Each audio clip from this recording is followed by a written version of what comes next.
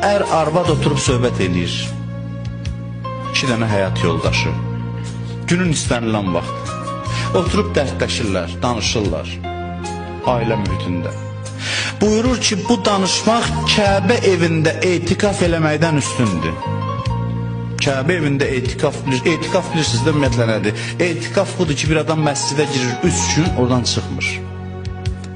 Ancaq ibadətlə məşğuldur. Dünya söhbət eləyə bilməz. Etikafın qaydası var. Haramdır. Artıq etikafa daxil oldunsa, çıxmaq olmaz.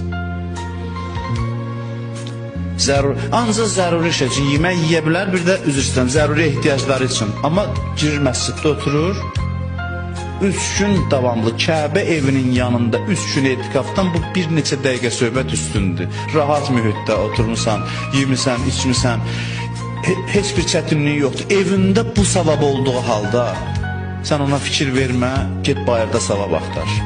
Bu görsənir ki, sən özün-özü aldadırsan.